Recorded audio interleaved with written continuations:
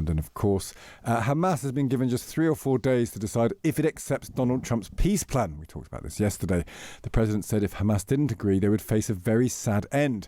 Israel's ambassador to the UN, Danny Danon, has warned that hostages will be returned from Gaza the easy way or the hard way.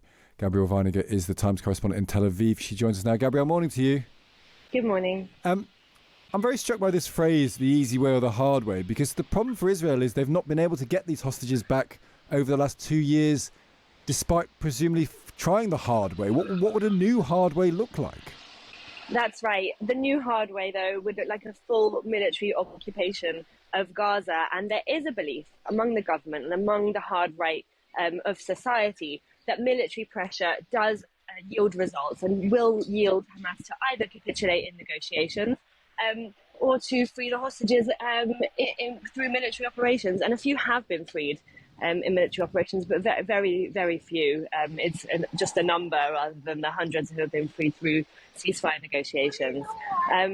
So we'll have to see if Hamas agree or not. We've got the next 3 days to see. There are murmurings that there are some positive responses from Hamas. We know that there was discussions among officials in Qatar and Turkey yesterday. What is more difficult is the Hamas leadership who are still inside Gaza. They're very, very hard to reach. Zadine al-Haddad, who is the leader of the Hamas military wing, is in Gaza City. Very hard to communicate with, of course, and it's up to him ultimately whether or not Hamas will agree to the ceasefire and, as you say, as Danny Danon says, do it the easy way, which is to accept the deal, to surrender, to give up their weapons, or the hard way and see Gaza go under full military Israeli occupation for the foreseeable future. Because the point about that is that you can understand the ceasefire maybe being something that both sides can agree on to a certain extent, but the notion that Hamas will completely walk away, give up power, give up their weapons and never trouble the world again doesn't feel fundamentally likely still, does it? So far, they've refused to disarm and they've refused to give up their weapons. But the wording of the deal is vague and it does leave some room for maneuver.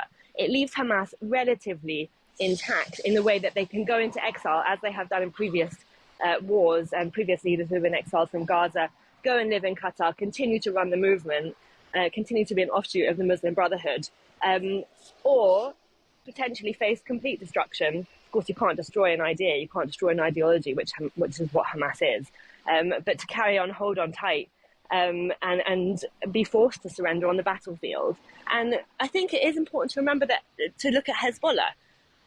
After the Israeli war in Lebanon last year, they are in the process of disarmament with the Lebanese government, and that is negotiations that are ongoing. It's something that isn't completely out of the realms of possibility just because it hasn't happened before.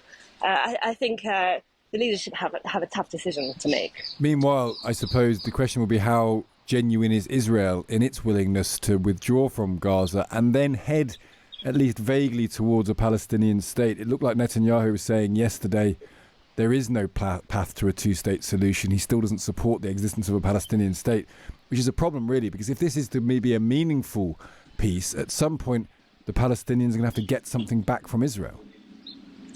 Yeah, that's right. I mean, what we saw Netanyahu say at the press conference, and then what we saw later in his Hebrew address after the conference with Donald Trump was a little bit different. And he said there would absolutely not be a Palestinian state, and that also Israel would stay in large parts of Gaza. The Israeli military would stay in large parts of Gaza.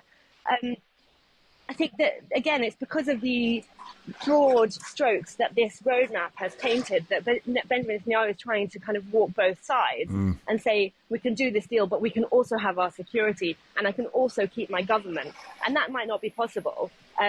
If that's the case and his government does collapse, because, of course, his hard right members of the coalition do not support the ceasefire deal, then we may see elections come up, and that would be the choice for the Israeli public, of which we know the majority of whom support a ceasefire deal, support the return of the hostages, and do not support Benjamin Netanyahu, believing that he is heavily associated and will forevermore be associated with the biggest failure, security failure in Israel's history that saw 1,000 Israelis killed and over 200 taken captive. Yeah. Donald Trump might be talking about eternal peace, but the more we talk about it, I think the more we learn just how far away that still is, even if the beginning of the journey has commenced. Gabrielle, great to speak to you as ever. Thanks for joining us. If accepted by Hamas, this proposal calls for the release of all remaining hostages immediately, but in no case more than 72 hours. So the hostages are coming back. The hostages back, that includes, and it means the immediate end to the war itself, not just Gaza. It's the war itself. Under the plan, Arab and Muslim countries have committed, and in writing in many cases, but I actually would take their word for it. The people I mentioned, I'd take their word for it, to demilitarize Gaza, and that's quickly. Decommission the military capabilities of Hamas and all other terror organizations. Do that immediately. And we're relying on the countries that I named and others to deal with Hamas.